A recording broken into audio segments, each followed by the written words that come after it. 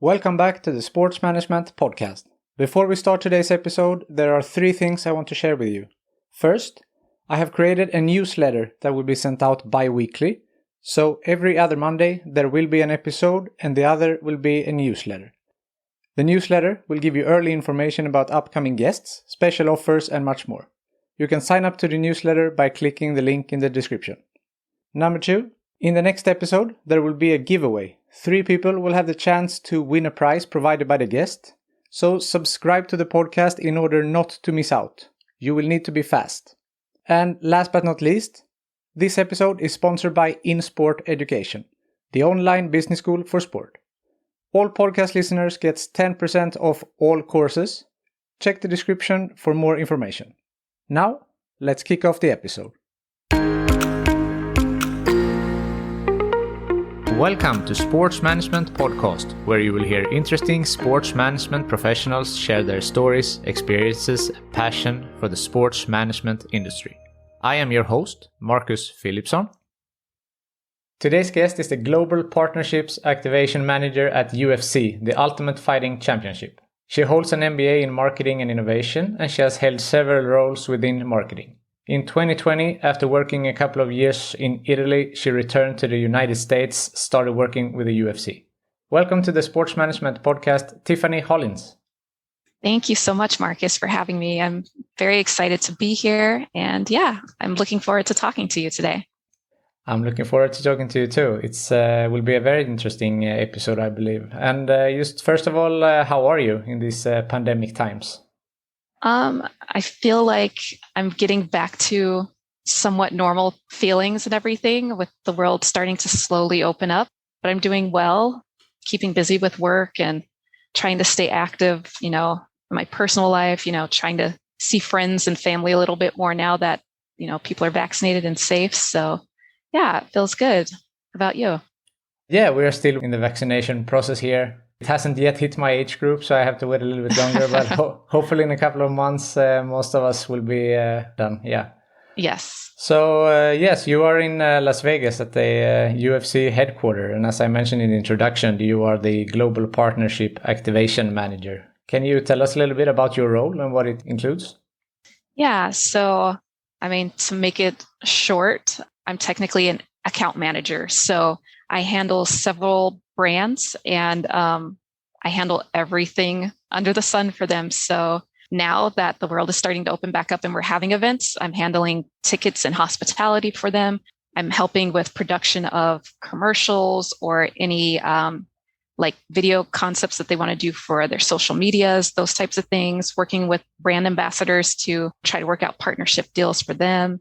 And then my main part of my job is to make sure that they are getting their assets in our events or on our social media. So when you watch a UFC fight and you see those logos of all the brands around the octagon or on the shorts or, during the broadcast, featured by or presented by, I'm helping to make sure that those are in our live events. That's a very interesting role. And it's been a lot of discussion around this. It was the Reebok deal that made a lot of buzz in the market. And so how is it to work, for example, when you're signing contracts with the sponsors? Is it a long-term contracts? Is it short-term? How does that usually work?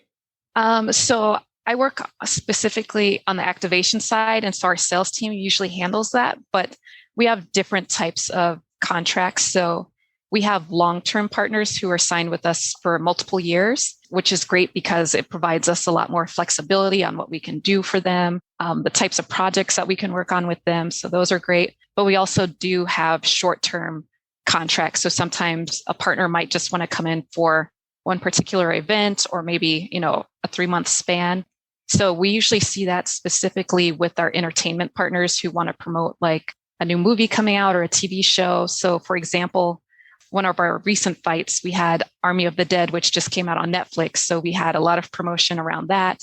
And so they activated particularly in just that main event.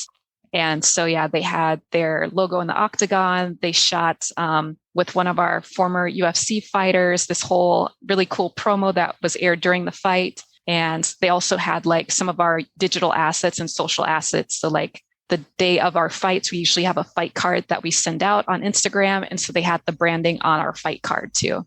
So yeah, it just depends what we can work out with the partners and that type of thing. So it's pretty open. That's really cool. And talking about UFC, it's made a really cool journey from almost being bankrupt to now being a billion-dollar company. And now this year, what I found very, very interesting was that the UFC was the first sport back after the pandemic hit. Mm-hmm. How was it to work for the company during this time, and why do you think that UFC was the first sport back? Yeah, I mean, I'm pretty proud that UFC was one of the first ones back. If anyone is familiar with the UFC president, Dana White, he's very energetic guy. He's very determined, but also very caring. So when the pandemic hit, one of his main things was to make sure that his employees were good. He wanted to make sure that we all had our jobs still, that we were taken care of. So even, just for minor things, I mean, jokingly, he's told us, when the whole thing with toilet paper was hard to find, he said, to let his office know if you can't find toilet paper or something. So, yeah, it seems silly, but it's one of those things that's just, it's great to show how your company really is. We were just able to make it back because a couple of reasons. So we're not really tied to any arena, like, a baseball team or a soccer team or a football team.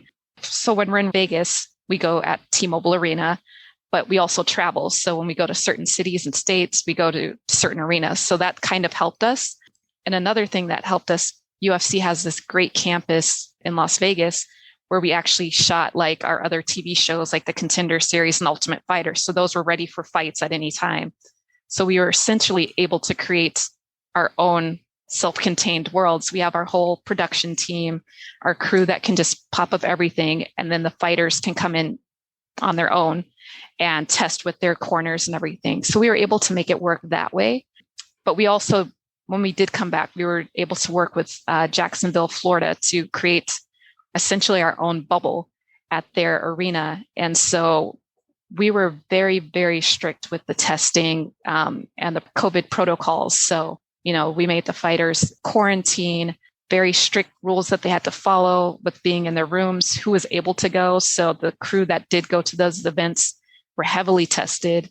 It was super contained and limited. So I think that's what also helped us to come back very quickly. So yeah, we were just created our own bubble in Florida, and we saw that we could do that there, that we knew we could do it in Vegas. So, and then we were also able to take that same bubble to Abu Dhabi when we did Fight Island as well. Yeah, that's what I wanted to mention with the Fight Island, because that was such an innovative idea. And just a great example of how to being flexible in the situation, because a lot of non-American citizens had difficulty traveling due to the pandemic. So you set up this great octagon on Fight Island that was in Abu Dhabi. So can you talk a little bit more about that?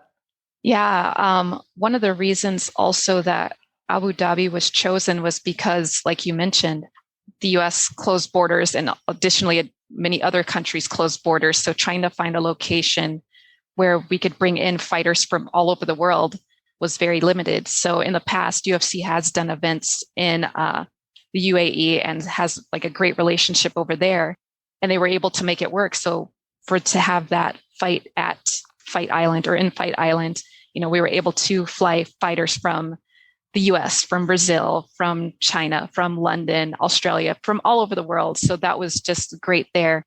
And I think that's just what made it work. And then we were able to work with all of our partners and brands to try to accommodate them as well to make it work. So I think it just happened to be everything just aligned for us. And our team at UFC is just one of the best in the world. Dana White says it all the time. And you really got to see that during this time when everything just came together. Yeah, definitely. If we talk a little bit about your role again and the marketing role, when you're activating partnerships and sponsors, you have a great reach, UFC, and so many people are tuning in and watching. But due to the violence of the sport, do you find it sometimes difficult to find partners because of that? Not really. I mean, a lot of times partners are coming to us just because our reach, like you mentioned, is phenomenal. And with UFC, it's when you actually pay attention to it, it's a lot behind it. These athletes are trained professionals. They've been studying, all the martial arts for years. They're very dedicated to the sport. So it's not just a violent sport. They work as hard as, gymnasts and all of these other athletes who have literally been training for years and train multiple hours a day. It's not like they just come in and, fight. It's actually like real precision. In their head, they're calculating these kicks, these punches, how they're going to do these fights. They're watching tape and studying the other fighters. So it's a very disciplined sport, and it's not that violent sport like people think it is. So, yeah. This episode is sponsored by InSport Education, the online business school for sport. They offer a range of different courses, for example, Foundations of Sport Business, Private Equity in Sport, Sustainability in Sport, Sports Law, Introduction to Esports, and much, much more. As a listener to this podcast, you get 10% off all of their courses using the code SportsManagementPodcast10. Click the link in the description below and sign up today. Talking a little bit about you started your career in marketing, and as I mentioned in the introduction, you also worked a couple of years in Italy. Mm-hmm. But can you talk a little bit about yourself, like what you studied and your path up until today? Yeah, so I did my undergraduate degree, which was in business administration, and I focused in marketing in California at the University of California, Riverside. During that time, I did actually study abroad in Italy for one semester, and I loved it so much. And so after I graduated with my undergraduate degree, I worked for several years in marketing, entertainment, and that world. And at that point, I figured I wanted to get more international experience. And as an American, or pretty much from anywhere in the world, it's hard to just move to another country and look for work. It's very difficult. So I figured I'd start and do my MBA abroad and then try to work my way into the work world there. And so I did my MBA in Italy, and I concentrated also in marketing and innovation while I was there. So I was able to kind of get my foot in the door there. And yeah, so that's kind of my educational background. And yeah, I had to find my way back to Europe and Italy through education. Having experiences from both Europe and US, how would you say that the marketing landscape differs between the two continents? Yeah, it's definitely different. So in the US, we have tons of commercials, advertisements everywhere.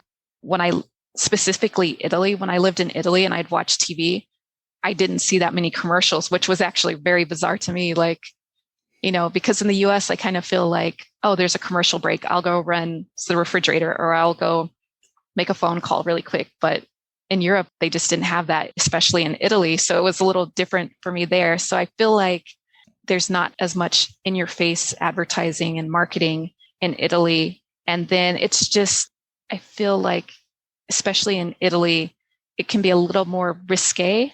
So things that you wouldn't see on American commercials, you would be normal in Italy. So maybe, someone topless or the illusion of nudity or something you might see in European type of ads, but not so much in the US. Like, it'd most likely get yanked in the US. It wouldn't fly. I see. Yeah. Yeah, so your background is not actually in sports marketing, it's more in general marketing, and you said business administration. So do you have a background in sports, or how come that you ended up in the sports industry?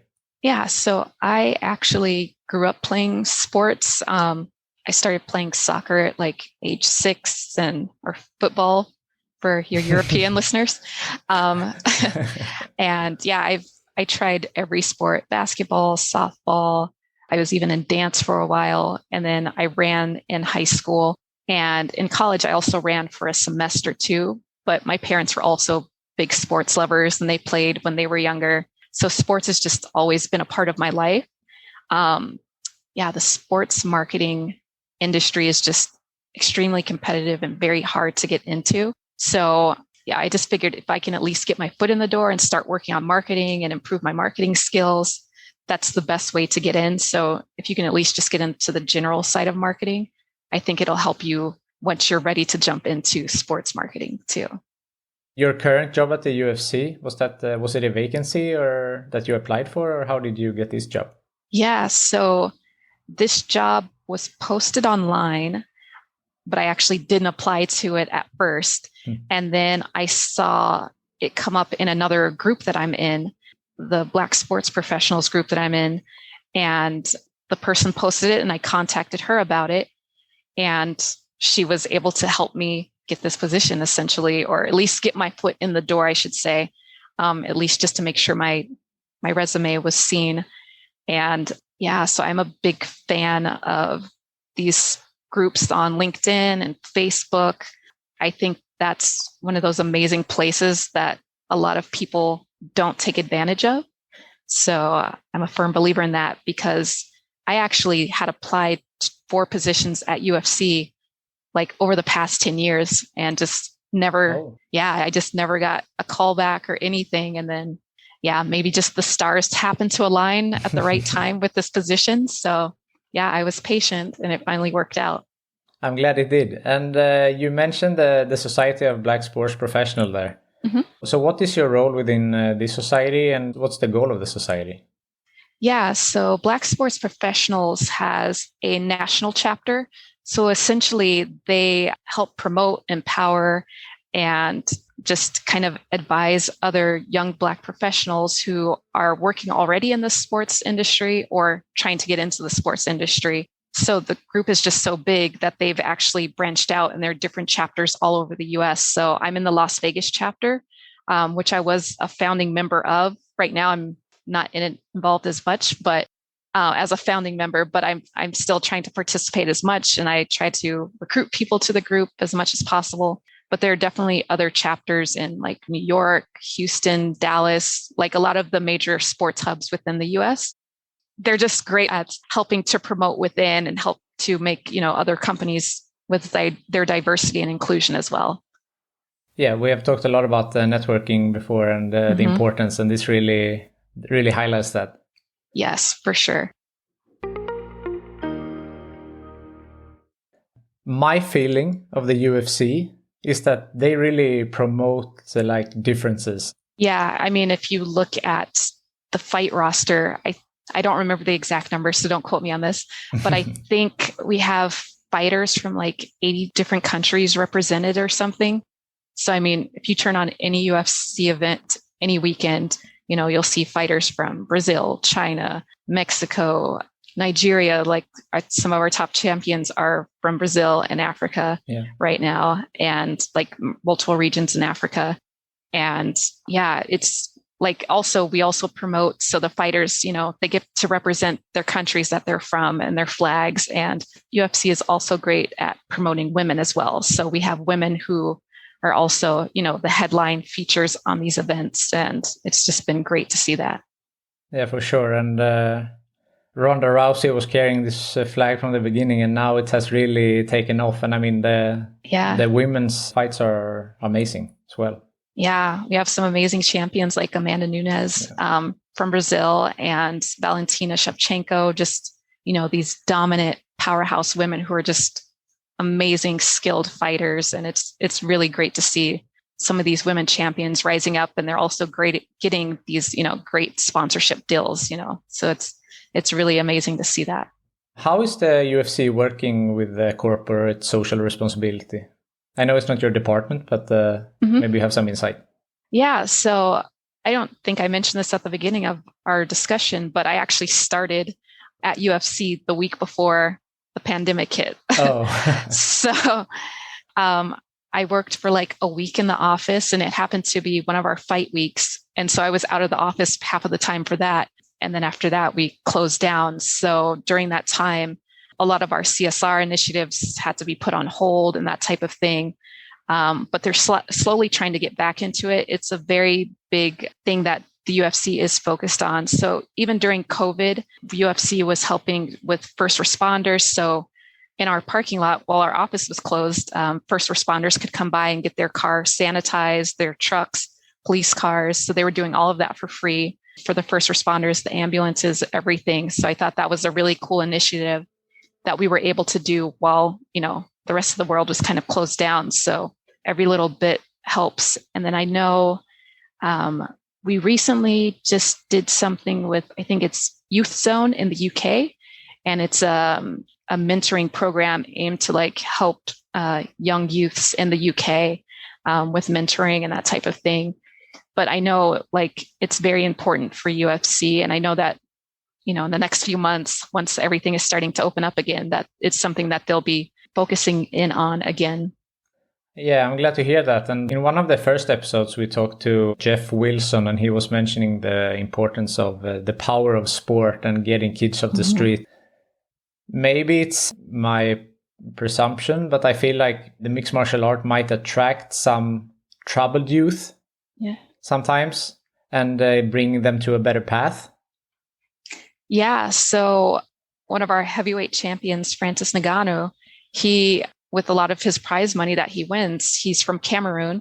He's opened like his own UFC school in Cameroon. So he gets these young students who, it helps them find a path to do something outside of, school, and maybe, give them the opportunity for better opportunities in the future as well. And then I know we've had another Brazilian fighter do the same thing, and I don't remember his name off the top of my head, but yeah, a lot of our fighters are really great about that. Yeah, just getting them into MMA is just, it's a great discipline, because it's one of those sports where you really do focus on everything, your mental health, your physical health, just everything. So it's one of those sports I think is a good one to get youth into for sure. I believe so too. You mentioned before with the Society of Black Sports Professionals, with the networking and the importance of being in these groups and get to know people in the business. One question that I have is your best advice for young people with aspiration in sports. So would that be your best advice, or do you have any other tips that you can share with us? Yeah, definitely. Networking. I can't say it enough. And when I say networking, I'm not talking about just going to bars and parties and that type of thing. Joining these types of groups. So there's groups everywhere. So even, if you live in Stockholm, I'm sure there's a Stockholm sports professionals group, or just if you start researching, there's literally a group for everything. So that's one of the things I highly advise. And usually what I find in those groups, a lot of people, say something like, hey, I have an opening in my company. If you're interested, let me know. And that's like your direct way in, or at least, getting your way to get introduced to them. So, they can remember you for other things, or maybe refer you for other jobs. Now that the world is opening back up, there are plenty of sports, in-person conferences, those types of events. Highly recommend going to those as well, because those do offer great networking opportunities. But you can also hear from other speakers in person and even get the chance to get your question asked or that type of thing. While we're still in semi-lockdown, joining those web seminars have been super beneficial. You can meet some really great people, even just in the chats going through. People post their LinkedIns and they say, add me on here. And I've done that for multiple things. And I've actually gotten other speaking engagements because of that, met great people through some of these webinars. And you really do learn a lot through those type of events. And there's also just job fairs. There's a ton of them that happen online. Like Golden State Warriors just had one for young students who are graduating or people looking to move into that field. So they had current employees talking about what they do and what they're looking for and ways to get into those types of roles. So I think just staying active and following all of these groups can be super helpful for you. And then there's also reaching out to people on LinkedIn. So, there's a good chance 90%, 95% won't respond. They might just add you, and you might send a lengthy letter and they don't respond. And I'm guilty of that. It's just because honestly, I get so many requests. I can't keep up some days. I try to when I can. But yeah, sometimes, especially if UFC posts a new job or something, I can easily get 100 requests in a day that I can't answer all of them. Yeah. But sometimes, you do get people who will actually respond to you and just say, oh, send me your resume or your CV or let's have a chat. And then it just leads to things. So, the worst that can happen is they just don't add you. And the best thing that can happen is they add you and they want to talk to you. So you never know. Definitely. And I mean, this is 100% how I am getting guests for this podcast, and how I got in contact with you as well. Exactly. LinkedIn, and you're sending a message, and the worst thing that can happen is that either they say no or they don't answer. Exactly. Yeah. So it doesn't hurt to ask. Exactly. So I think that's a great advice for sure. Yeah. We have talked about the pandemic a few times, mentioned it, and unfortunately, this is the topic now in whatever discussion you are in. But one question that I usually ask, if you have had any bumps on the road in your career, and how you overcame these. And if you cannot say the pandemic, yeah. Is there anything else? Yeah. I've had some bumps in the road. Like when I was working in entertainment, I was working for a music publishing company, and they got bought out by another company. So a lot of layoffs happened, and I was one of those people who got laid off. And, it's terrible when you don't have a job anymore. So you scramble and you hope you find something just as good. And luckily, through my connections that I've made through networking and all of that stuff, somebody did offer me another job. It was temporary, but it got my foot in the door. And it was one of those jobs that looked great on my resume. So I'm always forever grateful for her for, helping me out during my downtime. Yeah. So I think those bumps in the road is when you'll really need to lean on your skills and be confident in yourself with what you can do. And then also lean on the connections that you've made and reach out to people and see how they can help you. Because if you have those great connections, a lot of them know people or know of other opportunities that might actually work for you and be better for you. So sometimes those bumps in the road are actually just, pauses to put you on the right course for something else better, I think. One step back, two steps forward. Exactly. Approaching the end here, is there something that I haven't asked you that you feel is important to mention, or something that you want to add? Yeah, I think overall a job in sports, it's definitely, there's a lot of fun perks. You'll go to, a lot of sporting events and meet a lot of great people, but it is a lot of work. There's definitely days where you will just be busy and crazy and stressed, and you'll just question yourself. But for the most part, the good definitely outweighs the bad for the most part. And just trying to get into this industry, just stick with it. I know it's a very competitive field, and you'll just keep applying and hear nothing. And then, just be patient, because one day you will hear back. I promise you. And if you want to get into sports, you don't necessarily need to work for a sports organization.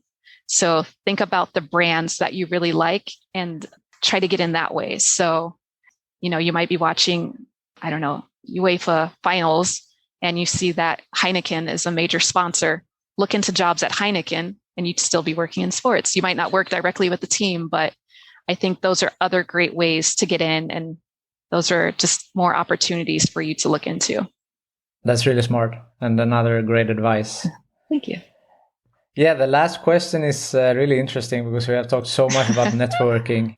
I expect you to have a large network now for everything what you have said. So if you could recommend another guest for my podcast, who do you think that I should talk to?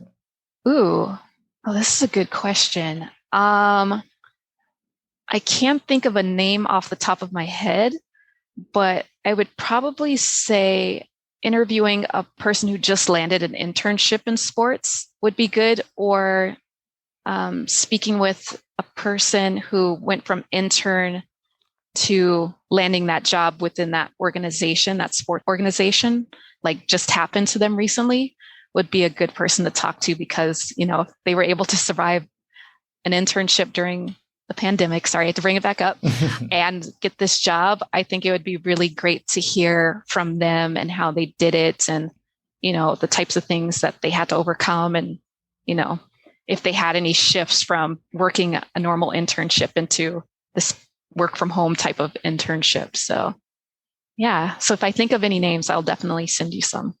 Yeah, let me know. Yeah. Great. Tiffany Hollins, thank you so much for taking the time to be on the Sports Management Podcast. Thank you again, Marcus. I had a great time.